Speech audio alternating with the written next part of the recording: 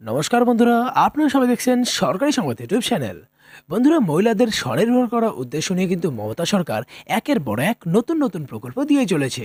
আর যেমনটা আপনারা ভালো মতোই জানেন যে কিছুদিন আগেই কিন্তু তিনি লক্ষ্মীর ভাণ্ডার প্রকল্প শুরু করেন।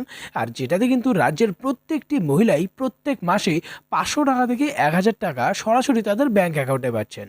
তো বন্ধুরা, আপনাদের মধ্যে কিন্তু এমন অনেকেই রয়েছেন যারা কিন্তু এখনো পর্যন্ত লক্ষ্মীর ভাণ্ডারে কোনো টাকা পাননি। আবার এমনও অনেকে রয়েছেন যারা এসএমএসও পাননি। আবার এমনও অনেকেই রয়েছেন যারা এখনো পর্যন্ত আবেদন পর্যন্ত করেনি, আর তারা এখন আবারও নতুন করে আবেদন করতে চাইছে। তো বন্ধুরা, এই বিষয়ে আপনাদের সবার জন্য কিন্তু একটা গুরুত্বপূর্ণ আপডেট রয়েছে। তার কারণ বন্ধুরা, এইমাত্র কিন্তু মমতা বন্দ্যোপাধ্যায় সমস্ত মহিলাদের কথা চিন্তা করে একটি নতুন সিদ্ধান্ত নিয়েছেন লক্ষ্মীর ভাণ্ডার প্রকল্পের উপরে।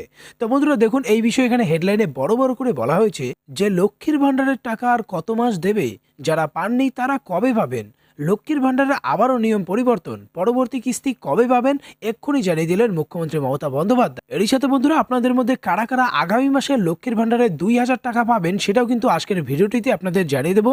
তো অবশ্যই কিন্তু ভিডিওটিকে ধৈর্য ধরে একদম শেষ পর্যন্ত দেখবেন। এরই সাথে বন্ধুরা, যদি আপনারাও চান যে প্রত্যেক মাসে আপনাদের ব্যাংকের অ্যাকাউন্টে 500 টাকা বা 1000 টাকা করে দেওয়া হোক, তাহলে কিন্তু অবশ্যই ভিডিওটিকে একটি লাইক করে দেবেন। এরই সঙ্গে লাল রঙের সাবস্ক্রাইব বাটনে ক্লিক করে বেল নোটিফিকেশনটা অল করে দেবেন। তো বন্ধুরা, এখানে দেখুন প্রথমেই বলা হয়েছে যে এতদিন ধরে লক্ষ্মীর ভাণ্ডার প্রকল্পে আবেদন করার জন্য যে সমস্ত ডকুমেন্টসগুলো দরকার ছিল, যেমন কাস্ট সার্টিফিকেট, স্বাস্থ্যসাথী কার্ড, আধার কার্ড ইত্যাদি, এই সমস্ত কিন্তু অত্যন্ত জরুরি ছিল। আর এগুলো ঠিকমতো না দিলে কিন্তু আপনার আবেদনপত্রটা মঞ্জুর করা হতো না।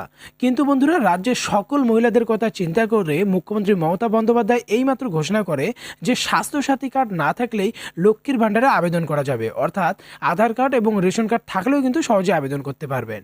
আবেদনকারীর মহিলার যোগ্য যদি হয় তাহলে সে সহজেই আবেদন করতে পারবে। এর সঙ্গে দেখুন, এখানে আরও বলা হয় যে তবে এই সিদ্ধান্তের ফলে কিন্তু রাজ্যে থাকা প্রতিটি মহিলারাই প্রতি মাসে 500 টাকা এবং 1000 টাকা করে সরকারি অনুদান পাবে।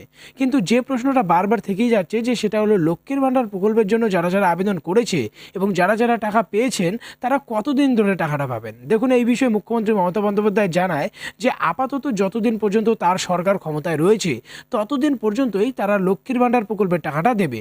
লোকসভা ভোটে প্রধানমন্ত্রী হবার লক্ষ্য নিয়ে এগিয়ে চলেছেন তিনি, তাই আপাতত দৃষ্টিতে এমনটা মনে করা যেতেই পারে যে 2024 সাল পর্যন্ত প্রত্যেকটি মহিলাই লক্ষ্মীর ভাণ্ডারের টাকাটা পেয়ে যাবে।